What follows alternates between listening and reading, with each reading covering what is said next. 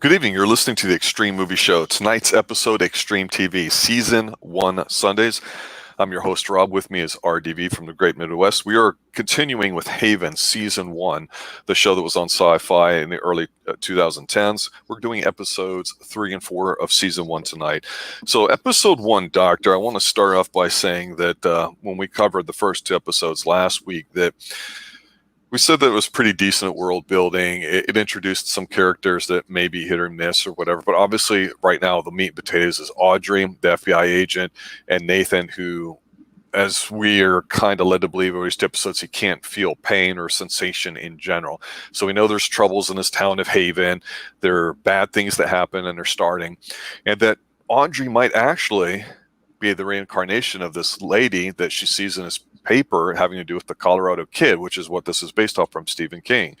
So tonight's episode, Harmony, kind of starts off at Haven's Institute for the Criminally Insane, or whatever they're calling it. But you got a bunch of people in there that are in various conditions of psychological stress with the doctor going around giving meds.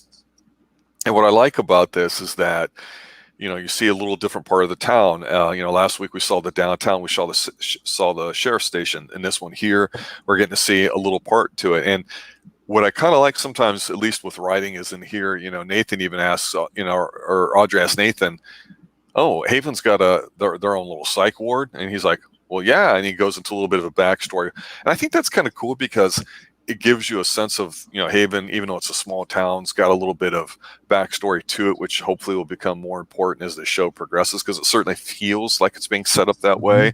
And I like the tease of it. But then all of a sudden in here, with Nathan doing that, it kind of allows us as a watcher to go, okay, it doesn't sound like it's BS. It's part of what's going on. And it was interesting that Nathan had mentioned to Audrey when she's like, well, I'm thinking about staying because your father offered me a job. And he's like, you'll stay. And here's why. I like how Nathan's a thinker, but he doesn't actually talk a lot. He's real kind of quiet and reserved. But this episode kind of goes the opposite way. You've got a couple people that have whatever issues they have, but then the doctor appears to go crazy and has super strength, and the drugs are like blue. It looks really disgusting. I don't know. It's kind of a weird thing to be set off, although the story, I think, gets a little more interesting. So what did you think of this opening gambit?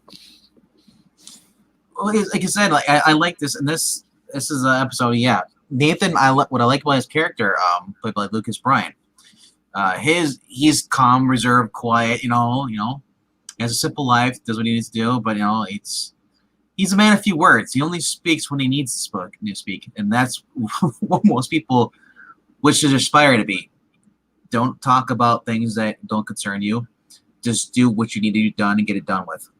And Nathan here, so they're at the little psych ward over thing, and Audrey notices that Nathan's standing over the corner, and you just see the dude just got a lighter, and he's just burning his hand. That was a good scene. Oh, I was just like, well, because now that we know that he can't feel anything from the previous episode, talking about, he's, yeah. And then see him doing this, it's like, first of all, I'm surprised you didn't smell it. I know. Well, it's TV, so they're not going to emphasize that, yeah. Yeah, but, yeah, so obviously he's afflicted by this.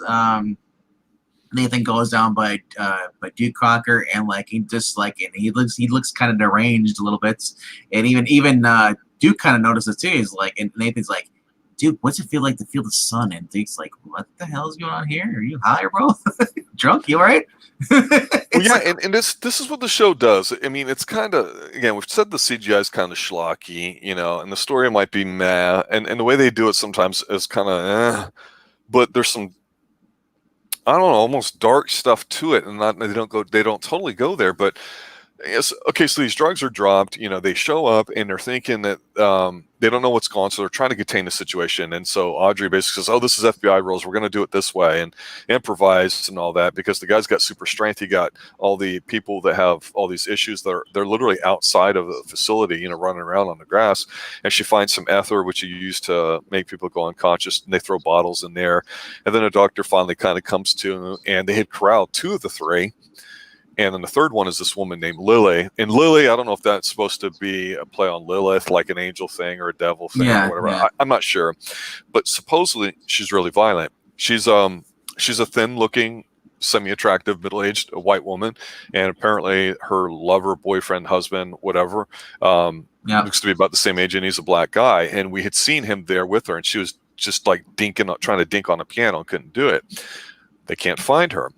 So in here, what was pretty interesting is that they go into the backstory. The doctor's fine, and we had mentioned before about how the good thing this show's done so far, even only 2 episodes, is that they don't.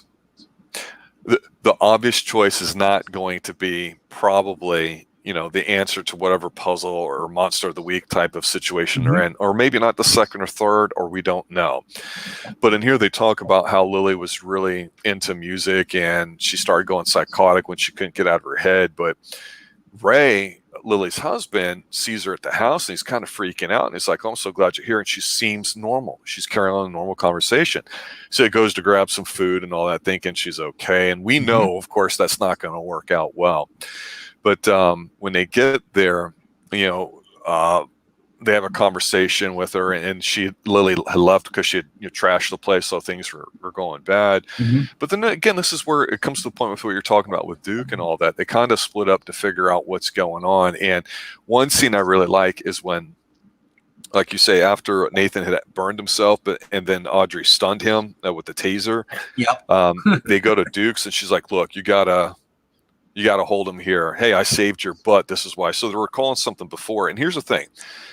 Even though Duke's not obviously flirting with her, he's just being himself. She doesn't seem like she likes him. She seems like she's kind of likes Nathan a little bit, but he seems like he's kind of a passive guy. So obviously you think she's going to end up with him. But right now, when it's business time, she doesn't care about either of the guys, which I think is kind of cool. She wants to figure out what's going on. You know what I'm saying? So for me, I'm like, there's kind of a bit more going in here than what originally you think of, and you go, okay, crazy loon out on a crazy spree, and oh my gosh, she's dangerous, she might kill somebody. There's a little bit more to it than that. What else about this episode did you like? Well, I like the fact that it had a happy ending. It was actually like, because a lot of times, a person dies, whenever something like this, because we find out that the guy Ray has one of his trouble. His Ray's the trouble one. It's not Lily playing the music. That's right. Yeah, it's Ray. He talks about how his grandfather warned him to stay away from music. It turns out Ray's trouble. He can use music to restore his wife to sanity. But the problem is, if anyone's around him when he does it, so it steals their sanity. So it makes them go crazy. So I love how at the end, because Audrey's not affected by this. We still don't know why, but she's not affected. So we're starting to see, even like last time, it's like. That's an excellent point. So, there's more to Audrey than what we know by watching these first couple episodes. So we still don't know what's going on with her. But at the end, though, I love the fact that Audrey's like, to give him a sailboat, he lets him go with Lily, and he's allowed to play his music. That way, they're not by anybody, so he can keep his wife sane. So it has a happy ending, kind of like that, But it makes you wonder. Does Nathan's gonna start wondering Audrey wasn't affected, or did he not notice? Or if he did notice, or maybe he knows more about her than what she knows about herself. I'll be honest, I missed that. I wasn't even thinking about it because I was just trying to watch some of the stuff that was going on. I didn't even think about, well, why is she not affected? That's why it's an excellent point, because I missed it. But 2, it's extremely important.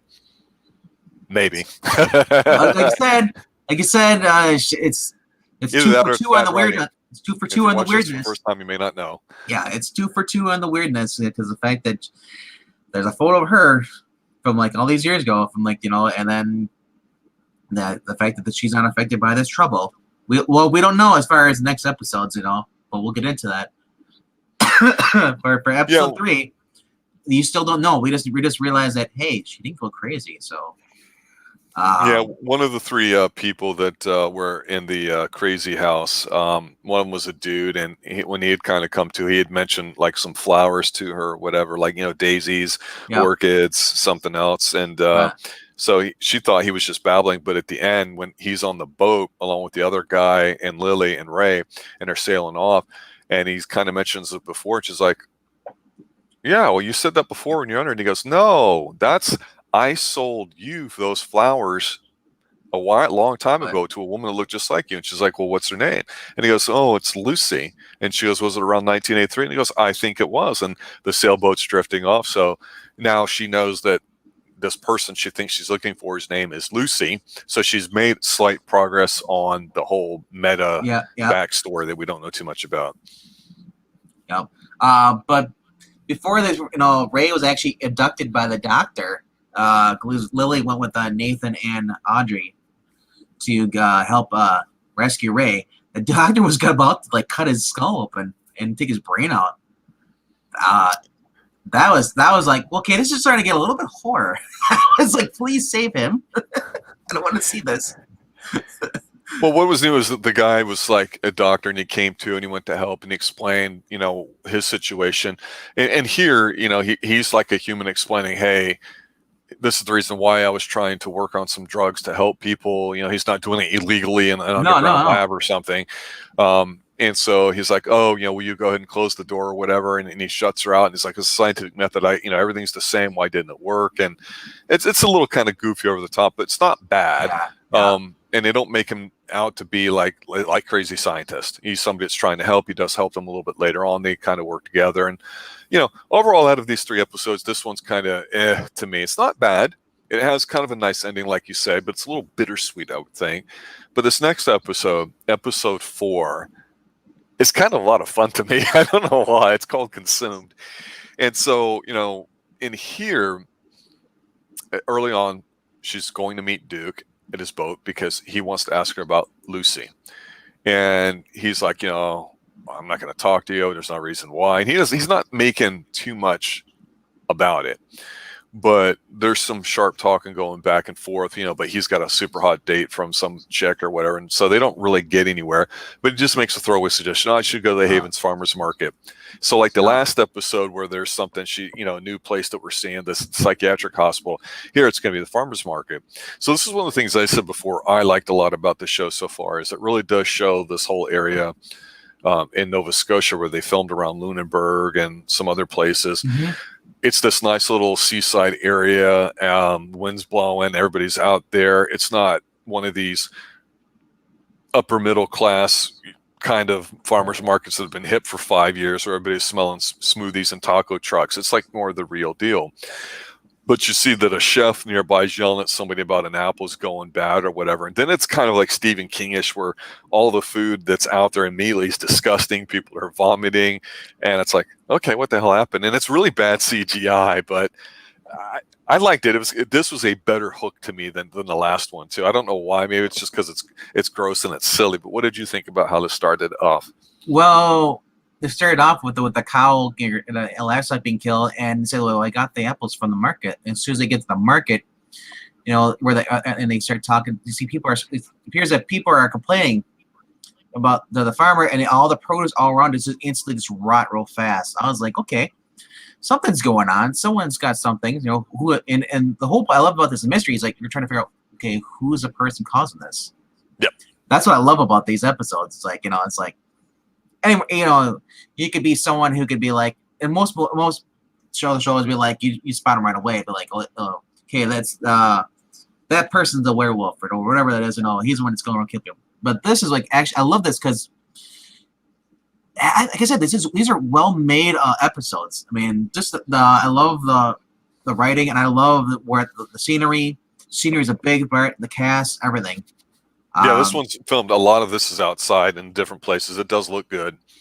The back scenes, you're getting a picture of the lake, or the tides, the ocean.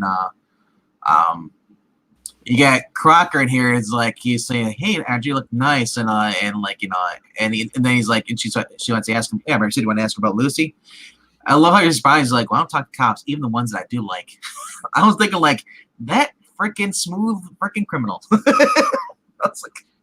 So he's already trying to put the moves on her, and like obviously she's irritated. I'm like, or at this point I'm watching this. I was already rooting for Nathan. So when I saw this, I was like, you son of a gun, go back to your boat, little hobo. But I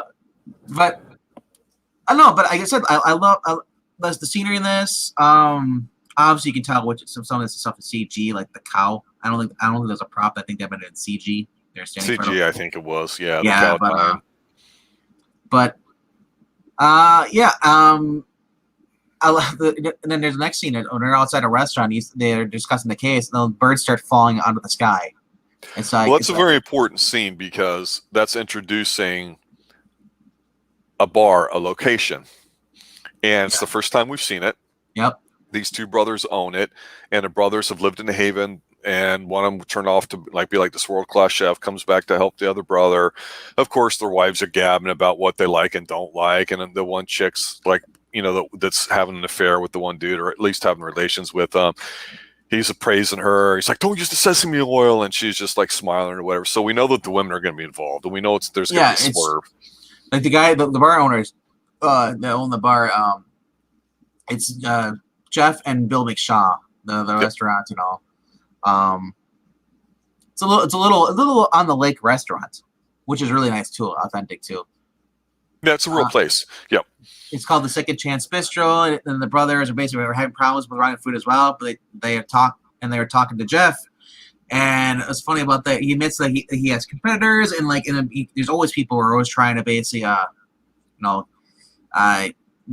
blame them for stuff, or just people want to see them go out of business because they owe money.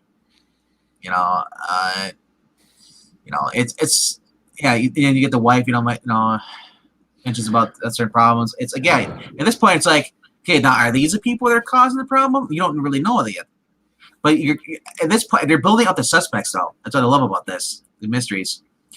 It's like it's like who did it, and now maybe that person's just a dick. We don't know. Who's the red herring? Or are they all red herrings? Well, Jeff is the he's like the brother who went off to further himself, and he's like this world-class chef. And he should be like in New York or Paris, and he's making like squab with this and all this fancy stuff. And so there's a nice scene because they're reopening the Second Chance bar that him and his brother, and all their money's put into it, so it's like a big deal. And here's the thing that the show does do well.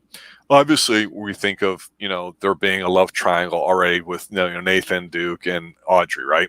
We just assume that because they're the two main characters plus Audrey. So yet you can't really tell that one's got an advantage as far as getting in with her, or how that's going to go, or if she's going to like one then hit up with the other. Who knows? Whatever, we'll find out. But the neat scene in here is because they're on the case. Nathan and her are sitting down, like it's like it's a date, but it's not. They're sitting down there, and it's a really nice, elegant place, beautiful small little restaurant. They're having, I think, salmon or whatever. Of course, the food goes bad and things happen, and there's some whodunit swerves in here with ice cream and stuff. But one nice little touch to this that leads up to this that does not feel extraneous is in the last episode, in episode 3, we did not see the brothers, the ones that run the Haven Herald, Vince and Dave, the Teague brothers. So the whole point in Audrey getting teased was that she still looks like an FBI agent. She looks like a big city girl the way she dresses, and she dresses very professionally, looks fine in it, but it's not what she needs to be dressed as if she wants to look like a local. So she's kind of pissed about it. So she's trying to go buy this dress at this place. And Vince and Dave happen to have gone into that place because they know the owner or whatever. And she comes out, and she's asking them for her opinion on what she looks like in these dresses. So there's this 1 or 2 minute scene where she's trying on 10 different dresses, throwing them over the top, and they're all giving her opinions. And they're pretty much right. And it's interesting because they're older men looking at this young, she's cute to me. She's not hot. She's not whatever. She's cute. As a guy, that's when we categorize. She's very cute. She's got the professional thing going for her. So to see her being put in something like this was great. And when she had the last dress, this blue dress, it looked really classy and sleek and really nice on her. And the brother's like, that's it, or too flowery, too this, too that, whatever. And it was so neat to see these old people that are a fixture of this town kind of almost like her in a little bit because she's spunky, but they had a glimmer in her eye from her from early on. And it almost seemed kind of creepy early on, but now it seems like they're almost kind of being buddy with her. So she shows them in this dress, and for almost a split second, you see Nathan kind of look at her like, oh, hey there. I almost, like I said, I almost got the feeling that they're just showing up and they're watching her, investigating her. Yeah, it's like they just conveniently happen to be in some of the places that she's at. It feels that way, and I don't know that it is, but it's true because you get two for the price of one when it comes to them, So Yeah. yeah. So anyway, like you say, this is the scene where the birds, are falling off and everything too into the water, and there's this nice little story about Duke, with Audrey when he's telling them the story of these two brothers, because Duke was childhood buddies with these two dudes, and there's like a penknife that you see in here that's like a token and all that, and it represents second chances and stuff. So it was kind of cool that they again made not just these characters that we may not see anymore, the brothers, in this bar.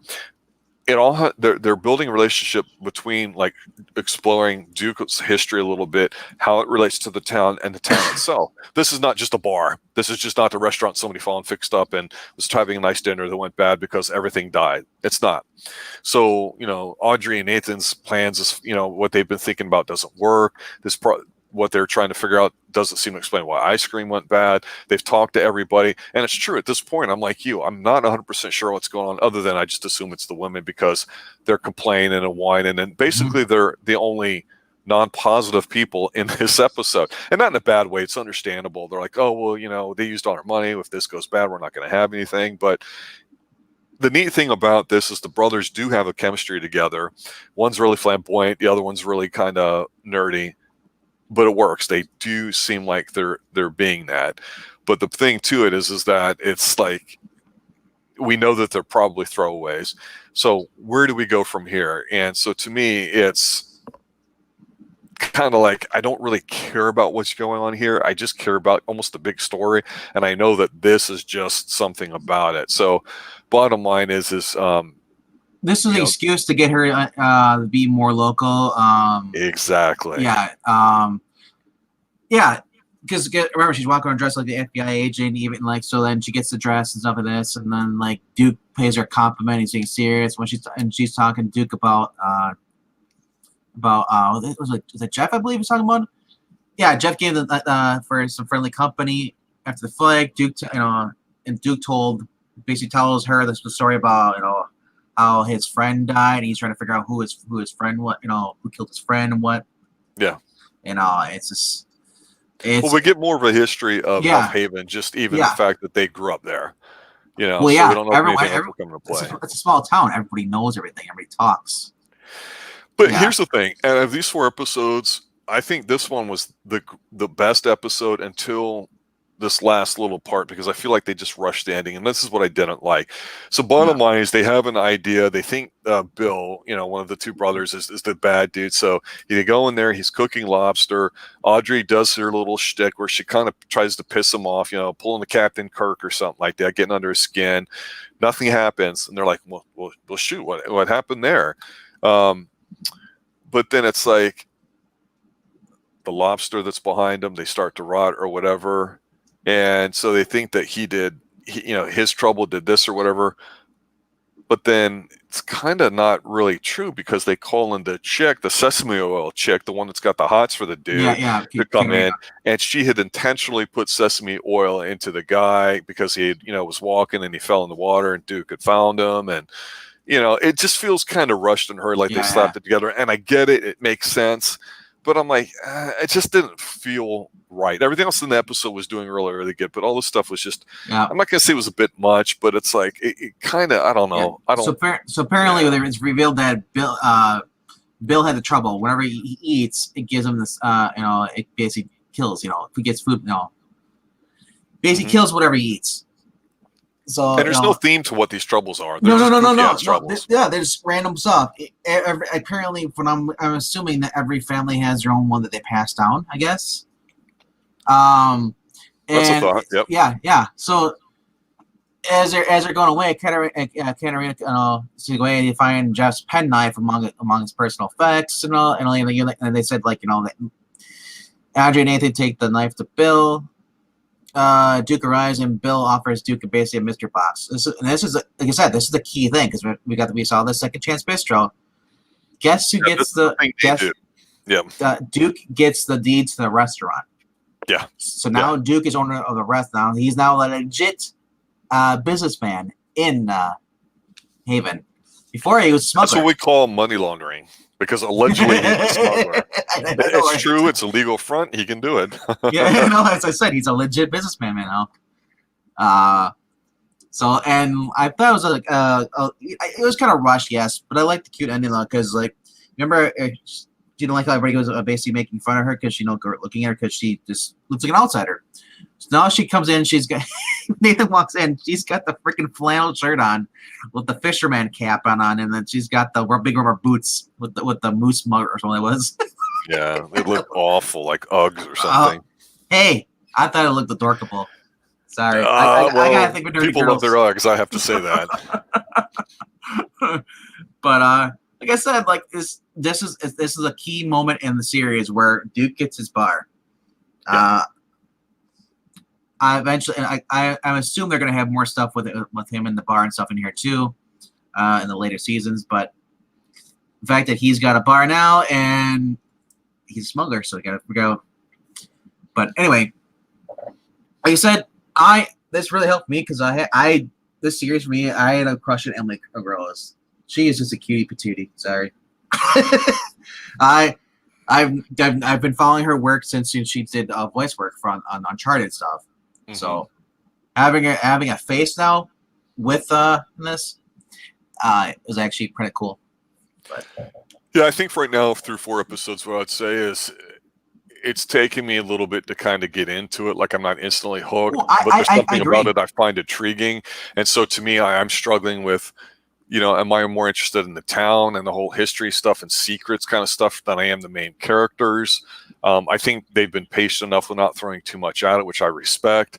The idea of different types of random troubles that people may or may not have in this town and the whole big stories attractive in that it was presented early on and not slapped you over the head with it with so much information. It's too much to digest. So it's tough. I'm chewing right now, but I'm still waiting for the flavor. Yes, I admit when I first watched this, even before it, I was leery because my buddy who's big into X-Files, and I just can't stand X-Files. There are certain episodes I do like about it and certain things, but overall, I thought it was a boring series.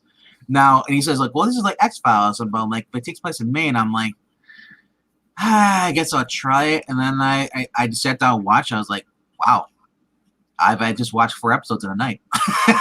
so it took me a while to get a little hooked, because after the second, third, I was like, you know what? I'll just keep finished. It's going to continue the story. It goes on, keeps going, continues it. Like I said, I'd say it's kind of a family-friendly show almost a little bit. Yeah, the violence, what violence that's in here is not horrible or whatever. The CGI is not good. It takes away from it a little bit, but I understand it. I get it. It's not obviously a super big budget show, but it looks great. It's a Canadian TV sci-fi show. So I mean, and sci-fi there's no one having a lot of movies with CG monsters in it. So I was like, I knew what I was getting into. But like I said, by the time I started watching this, I started watching this in 2016, and it just ended like I think in 2015. It was the last season, so they had 5 seasons. So I already knew it was like, because that's the thing. When I go to look at these shows, I want to see how many seasons there are, because that's sometimes I base off that too. If it only has 1 season, I'm kind of like, oh, is it a horrible show and you get canceled, or is like my fear, did it end on a cliffhanger? But I was kind of happy to see this had 5 seasons. So it means like, hey, I'll like it or I won't like it. But this way I don't have to worry about it, like, liking it. And they're like, oh, guess what? We're never telling what happens. So well, I don't think it's a happy show, but I don't think it's a sad show. It's interesting. And at this point, they haven't done anything that's turned me off to this point. You know what I mean? At this point, I'm kind of happy with the show right now. I kind of see what's going to go on next. It's almost like it's just enough to get you through, I think. It reminds me a little bit of Eureka a little bit in that sense where, it's like an average show. Maybe there's some good things about it, or it's just something quirky that you're attracted to about it. But then sometimes they do a couple things that are really great, and you're like, oh, that's enough for a show. It's like I don't feel like they're trying to overdo it. At this point, when I was 4 episodes in, even just rewatching, I'm hooked because I want to know more about Audrey. I want who's Lucy. Yeah. I want to know because its freaking image looks like that, and the fact that this is based off a Stephen King novel, Colorado Kid. really helps it too. I mean, that they were able to build off of that book, you know, build a whole world around it. And if I recall, Stephen King even approved of the show. He liked it. Yeah, Stephen King's, had a little bit of renaissance lately, and Haven's definitely a part of it. Well, there you go, Yep. ladies and gentlemen. Haven, season 1 Sundays, season 1, episodes 3 and 4. Hope you like that. We're going to be doing 5 and 6 next week with usually our 3-panel review show here right now. Tonight we just had 2, obviously, so we're looking forward to our 3rd member coming back, Professor Pixel. He had some previous engagements he had to attend to, nothing big, but he couldn't be here tonight. But he always offers some great insights. It'll be interesting to hear what he has to say about it. But I'm looking forward to that when we meet again next week for season 1 Sundays. So for RDV, for Professor Pixel, everybody involved here at the Xtreme Movie Show, thank you for listening. Good night. And stay extreme. Xtreme.